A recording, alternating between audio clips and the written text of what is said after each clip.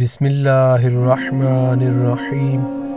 شروع اللہ کے نام سے جو بڑا مہربان نہایت رحم والا ہے۔ بادشاہ فقیر کا قرب چاہے تو اس کی خوش نصیبی ہے، فقیر بادشاہ کا تقرب مانگے تو اس کی بد نصیبی۔ تاریخی عمارتوں اور شاہی محلات کے نگینے چرانے والے نہ ویسی عمارتیں بنا سکے نہ ویسے محلات۔ ستارے آسمانوں پر ہی خوبصورت لگتے ہیں، مضامین فکروں سے نہیں بنتے، فکرے مضامین سے پیدا ہوتے ہیں۔ ہمارا مقدر اگر مقرر ہو چکا ہے تو گناہ کیا ہے؟ گناہ مقدر ہوتا تو گناہ کی سزا کبھی نہ ہوتی۔ ایک چور نے باغ سے پھل چرایا، پکڑا گیا، بولا اللہ کے حکم سے اللہ کے بندے نے اللہ کے باغ سے پھل توڑا۔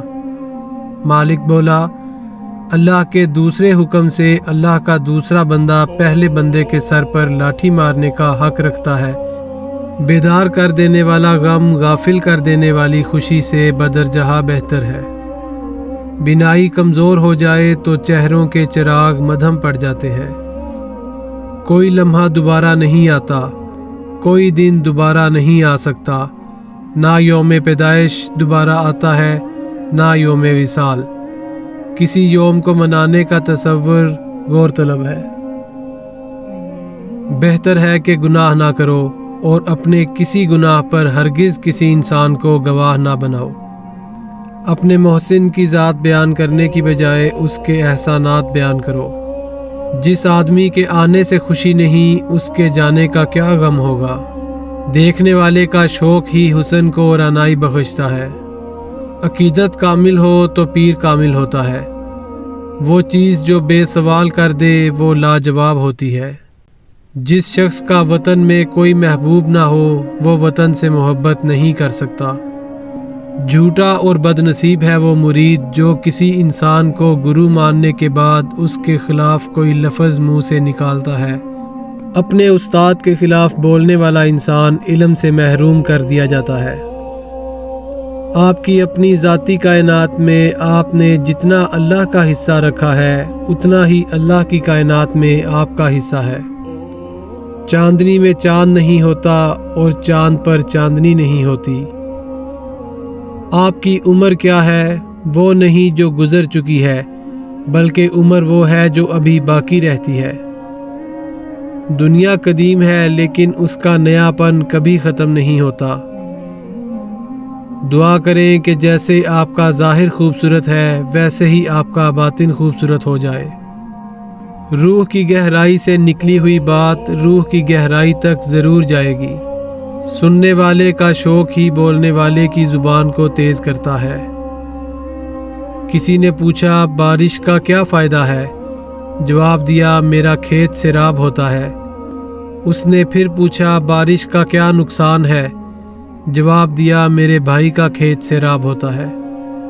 زندگی ایک سایہ دار اور پھلدار درخت ہے جس کو سانس کی آری مسلسل کاٹ رہی ہے، نہ جانے کب کیا ہو جائے۔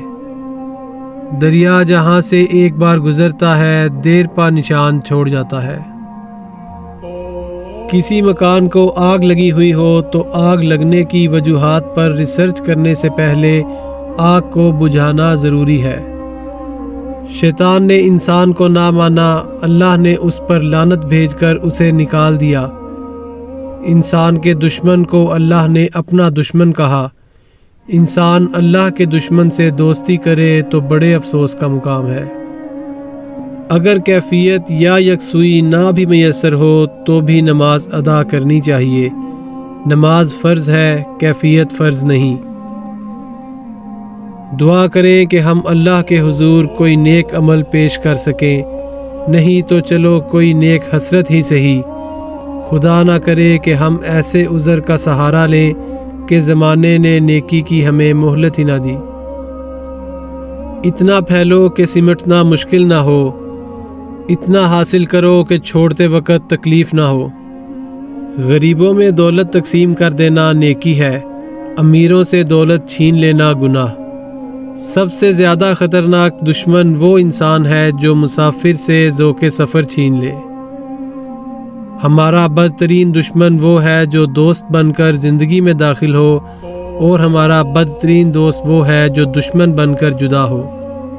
جس آدمی کے پاس دین کی راہ پر چلنے کے لیے نہ وقت ہے نہ مزاج، وہ اپنی ناکامی کے بارے میں اور کیا کہہ سکتا ہے؟ اگر چھت گرنے لگے تو بھاگ جاؤ، اور آسمان گرنے لگے تو ٹھہر جاؤ۔ اچھے لوگوں کا ملنا ہی اچھے مستقبل کی ضمانت ہے۔